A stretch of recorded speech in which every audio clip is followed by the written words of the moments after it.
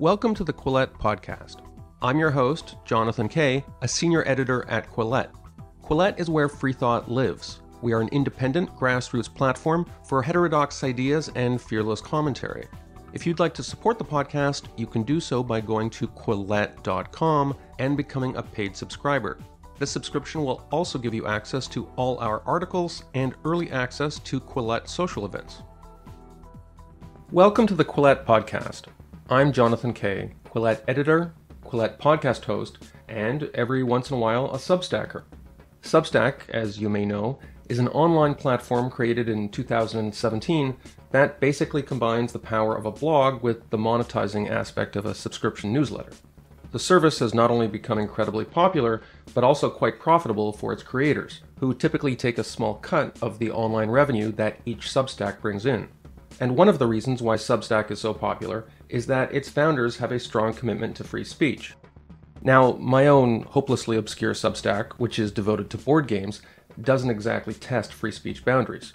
But when it comes to more sensitive topics, such as transgender issues for instance, Substack's operators have generally taken the view that the best way to keep people well informed isn't to censor unfashionable views, but to let each side have its say. In their view, this isn't just the best for readers and writers, but for society as a whole, since free speech policies help build up the public trust that otherwise can get eroded by clickbait media. In a January 26th manifesto titled, "Society Has a Trust Problem, More Censorship Will Only Make It Worse," Substack's three founders wrote as follows. While the attention economy generates power from exploiting base impulses and moments of attention, a healthy information economy would derive power from the strength and quality of relationships that are built over time. The strength of these relationships would depend on the writers and readers not feeling like they're being cheated, coddled, or condescended to. Knowing that they are on a platform that defends freedom of expression can give writers and readers greater confidence that their information sources are not being manipulated in some shadowy way. To put it plainly, censorship of bad ideas makes people less likely, not more likely, to trust good ideas. End quote. In early February, I spoke with Substack CEO Chris Best about what he meant by this, about his plans for Substack, and about his cool new San Francisco office. We were also joined by his communications colleague Helen Tobin, though you'll have to wait till the very end to hear what her voice sounds like.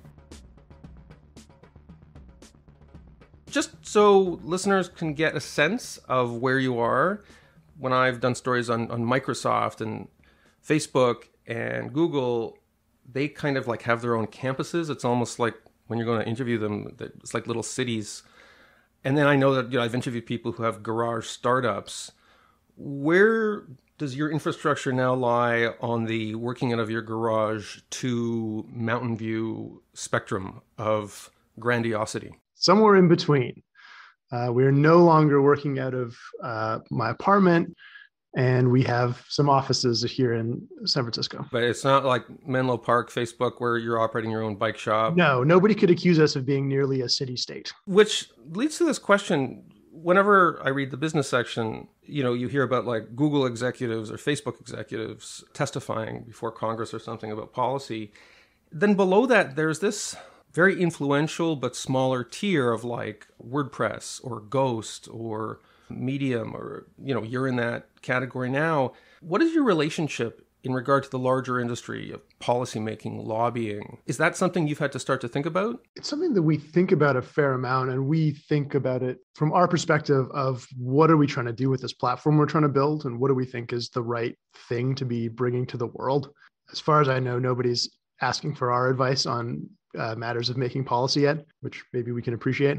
You do see, obviously, people freaking out about Substack policy in sort of egghead media circles. But is that kind of where a lot of these controversies remain at your scale point? The interesting thing about Facebook, et cetera, is part of it's the sheer size, and part of it is kind of the way that things play out on those platforms. I do think that the difference is not just one of size, but it's one of how visible is this conversation and what is the emergent effects that come out of it. Like Twitter, I think, is a great example of a network that is, it's a big service, and it's, important and has lots of people on it, but it also at the same time looms incredibly large in the sort of minds of a lot of the intelligentsia, the media, policymakers. There's this kind of sense of the prevailing attitude on Twitter kind of like shapes how people think public opinion is or how they think the intellectual climate is in a way that kind of becomes reality, I guess. And so, we're not immune to that. We've definitely had these tempest things where people get up in arms about Substack. And, when we started the company, we kind of knew that we were running towards the fire on this stuff. Like, we're trying to make a platform that people can use to publish independently that puts writers and readers in charge. If we are lucky enough to be successful at what we're trying to do, the way to that success can only lie through being part of this broader conversation. So we can't complain about it too much, I guess. So here in Canada, where I live and work, we had a controversy because this big protest convoy that went to Ottawa. The truckers. The truckers, yeah. What's going on with the truckers? I've been seeing, it's weird to see this as a Canadian expat living in San Francisco and just kind of being like, They are funded or were funded by a GoFundMe page. One of the most active parts of the pushback against this protest movement was, hey, let's get them kicked off GoFundMe. That brings me to your model because you take a cut in many cases of people's income that they make through Substack. And so in a way, it's like different from Twitter because people go after Twitter and say, you're publishing all this clickbait stuff, it's damaging. But Twitter's business model isn't, well, every time this tweet gets clicked on, we get half a penny or whatever.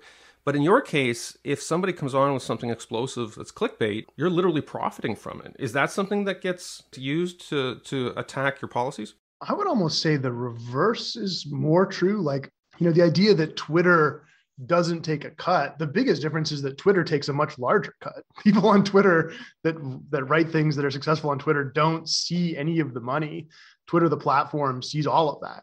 And part of the reason that we think the Substack model is worthwhile is that the things that tend to succeed on Substack are not necessarily the things that only drive clicks and engagement, right? Like, there's this idea that people will hate read something in a way that they won't necessarily hate pay for it. If you look at like the distillation of a model where saying something that makes people mad and polarizes and drive clicks turns into money for the platform that sets up that model, I think that's a pretty fair description of the Twitters or the Facebooks of the world, and is arguably less the case about Substack. Mathematically, when you're talking about Twitter and you talk about the share of the revenue they're getting, you kind of get a divide by zero error because just most people get nothing. Yeah, basically. Was there one substantive issue that made you and Hamish McKenzie and Jairaj Sethi, I think I'm pronouncing those names correctly, that said, hey, we got to write a kind of manifesto about censorship?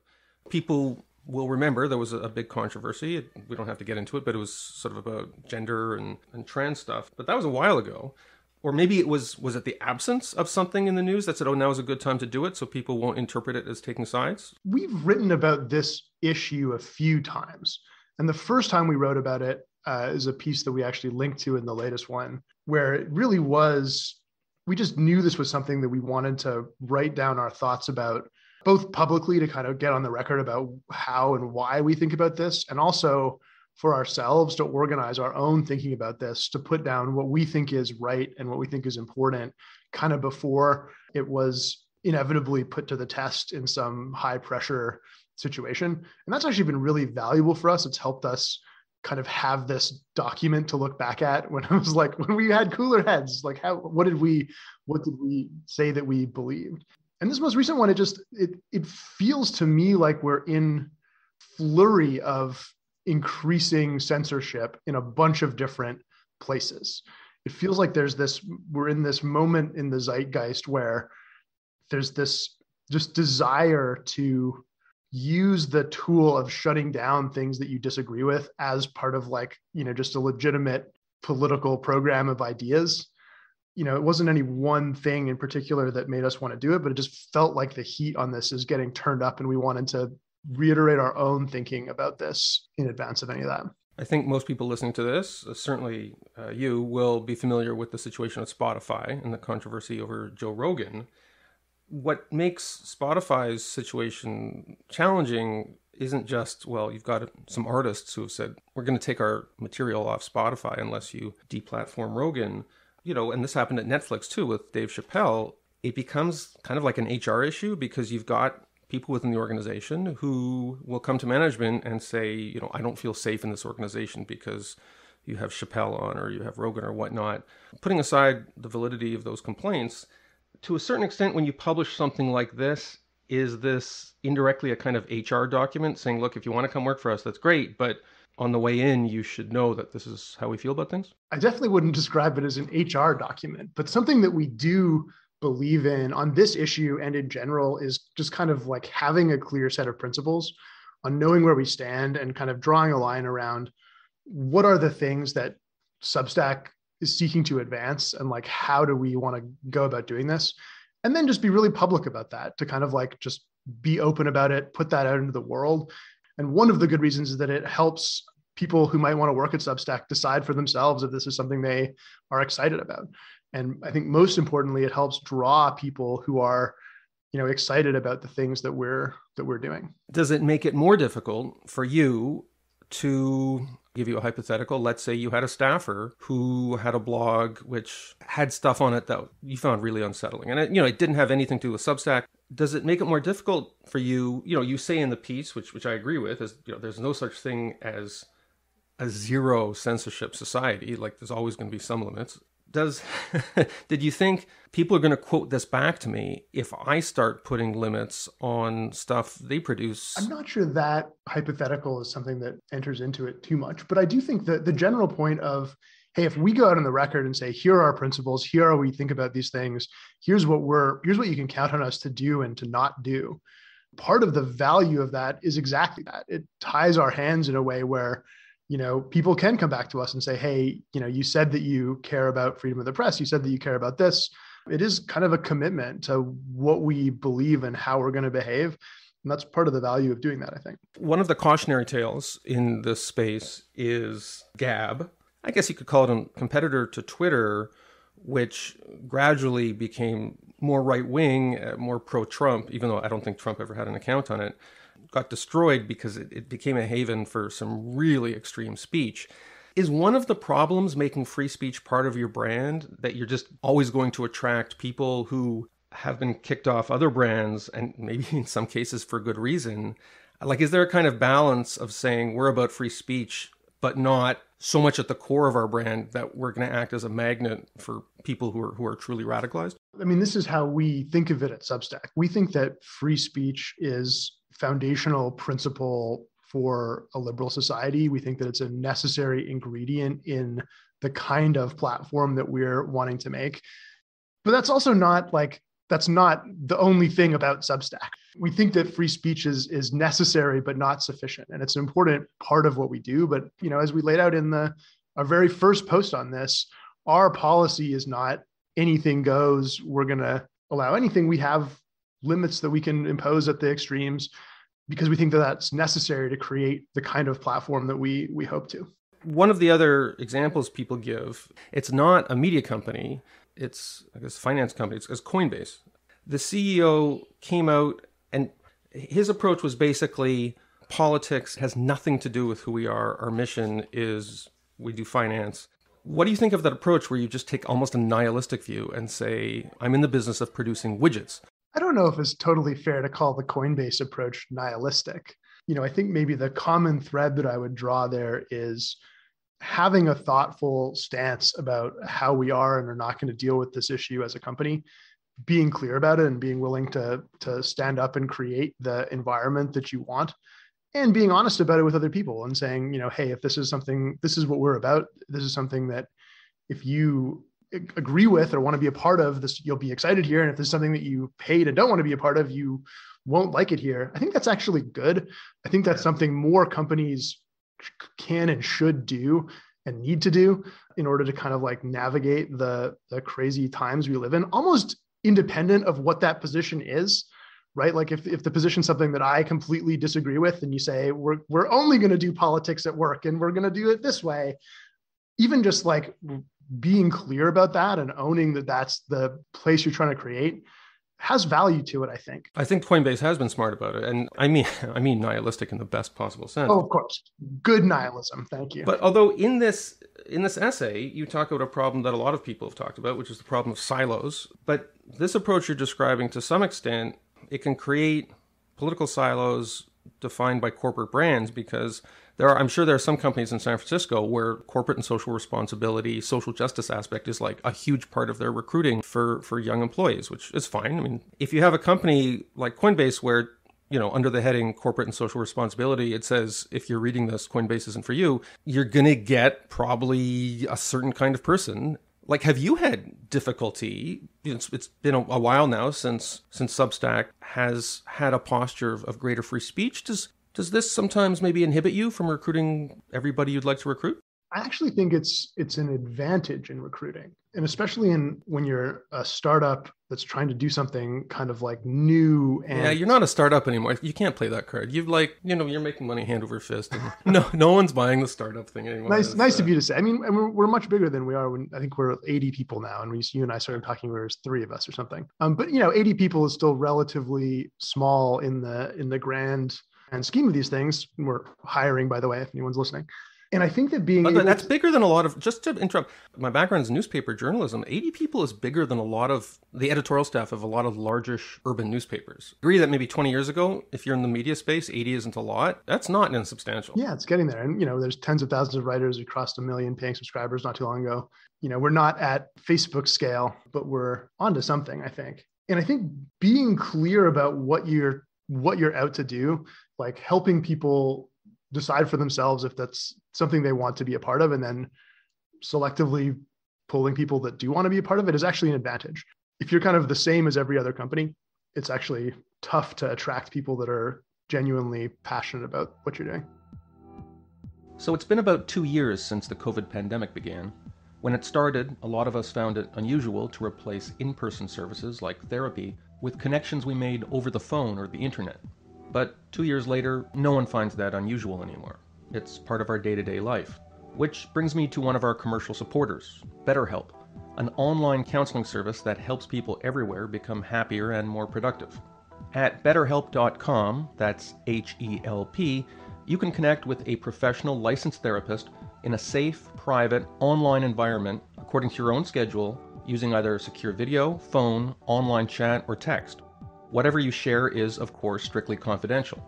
And while BetterHelp isn't a crisis line, new clients can start communicating with their counselor in less than 24 hours. BetterHelp's network contains thousands of licensed therapists, and you can switch therapists to make sure you get the right fit. Licensed counselors include specialists in trauma, family conflicts, LGBT matters, grief, and self-esteem. And as people who've used the service know, there's actually a few advantages associated with online therapy services. There's no awkward waiting room, and you can message your BetterHelp counselor at any time. And it's just more affordable than traditional offline counseling. Join the many others who are taking charge of their mental health by visiting betterhelp.com. Quillette listeners get 10% off their first month service with the discount code Quillette with 2 L's and 2 T's and an E at the end. Just go to betterhelp.com/Quillette. And now back to our podcast. In your essay, you give, I think, what a philosophy major might call a consequentialist argument for free speech. I warned you this was a Black Turtleneck podcast. You're talking about if you try and suppress speech, it actually just lowers trust, right? I've seen this argument made before. The one thing that I'm not crazy about is it's an evidence-based consequentialist argument. So if somebody came forward and said, hey, I have this data that shows that in Belarus, where they censor everything, there's a high degree of trust for the autocratic regime. That's not true, but I'd have to apply this logic and say, well, I guess we're going to start censoring stuff. There's also, in the United States where you could draw a line between certain kinds of speech and things like, gun violence and political radicalism. Are you nervous about if somebody comes forth with different kinds of data, then maybe your principles get challenged? That's an interesting philosophical objection. I guess the way that I think about this for myself is I'm kind of, this is going to sound hokey, but maybe a freedom-loving pragmatist. Like I think that, freedom of speech and freedom in general is kind of a terminal good. It's something that I think is important. And if I had to rate it among a plurality of human values, I would rate it quite highly. And I'm also, if we're playing amateur philosopher, I believe in the is-ought distinction or something. We're at the edge of my edge of my actual philosophical things. I'm like, look, I think freedom is a good thing. And also, I think that it is a practical tool that can have and has been shown to have really good consequences in some circumstances. And the fact that that second thing exists allows me to make common cause with people who might not necessarily value the things that I value, as directly, right? If I think that being able to express oneself and say what's on your mind and communicate freely is just a good thing in and of itself, even if there were no practical benefits, which I do believe, if we can argue that, look, there's also a heap of practical benefits in the long run, and that even if that's something that's less important to you, this should still be a program that matters. I think that's a valid kind of an argument to be able to make. And it's important to be able to take a clear-eyed look at the actual consequences that your preferred policies have. I mean, this is my big critique in this piece, our big critique in this piece of the censorship forward position, is that it makes these arguments like, oh, we have to shut this down, and doesn't really reckon with whether that helps or hurts.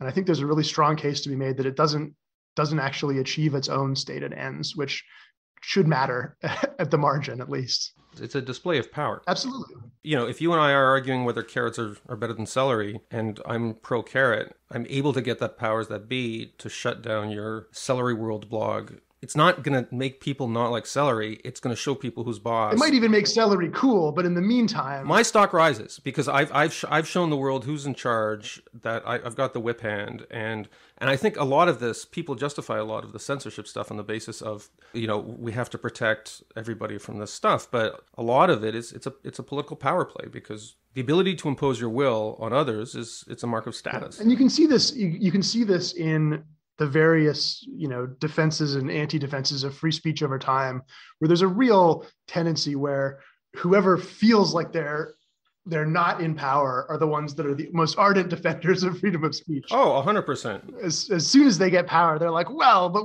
doesn't apply to the bad people who we obviously must censor. I'm older than you. I remember the Reagan era, and it was, if you were an artist, you were fighting against right-wing censorship. My earliest memories of this were in the Iraq War era, where there was a moment there where being kind of like anything other than fervently, because I was growing up in Canada, but there you could still sense this climate in the US, that if you were like not on team, we got to do this thing, you're kind of like gonna get it. Like, it's not even you're right or wrong, but it's just like you're by even expressing that view, you're inviting trouble onto yourself. And that's how that kind of climate that you create with that is how insane things happen.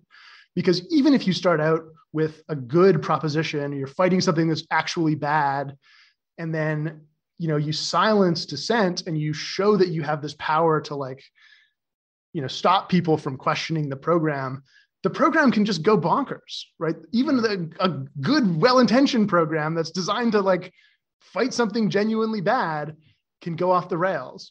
And it's why the freedom of speech thing is not not only a principled thing. I think it's actually of incredible pragmatic value in a free society. One way of imposing checks and balances on this sort of out of control propagation mechanic you're talking about is to have people expose themselves to different viewpoints. And, as I was reading your piece, you were talking about the pluralistic approach to content on Substack. And it's absolutely true that if one were to go to a random Substack, who knows what you're going to find. The problem is, and I'm not sure it's avoidable, is that when people come to Substack, they're not coming to generic Substack. They're coming to celery Substack or carrot Substack. Is there any way to get people coming to one Substack to kind of migrate a little and graze other content? Because, as much as you're committed to pluralism, I'm guessing at the end of the day, most people come to drill down into one particular kind of content, and it's hard to migrate them to different sorts of feeds. Actually, a really interesting question. One of the things that I find most heartening about behavior that I do see on Substack is there is a lot of evidence that, people seek out the voices and the things they find interesting and they care about, and they choose what to subscribe to. Substack's about putting writers and readers in charge. The reader part of that is you choose what to subscribe to. You don't have to subscribe to people you don't find interesting or good. There is a lot of evidence that people subscribe to things they don't necessarily agree with. And I see this a lot. If somebody will launch their paid subscription, you'll see people in the comments showing up and saying like, hey, you drive me crazy a large fraction of the time, and I don't agree with the takes on here, but I find this perspective worthwhile, and I think you're acting in good faith, and I find this like stretches my thinking and adds something to my world. And I do think that left to their own devices, that's a choice that many people will make for themselves if they're making the choice kind of as their best self. And if anything, it's the reverse that can pull away from that. If you compare that, contrast that to your Twitter feed or your YouTube feed, where it's not sitting there and asking you, hey, would you like to see a diverse range of viewpoints that's going to expand your horizons? But instead it just says, tinted fingers, I know what you're going to click on. It's going to be this and this and this.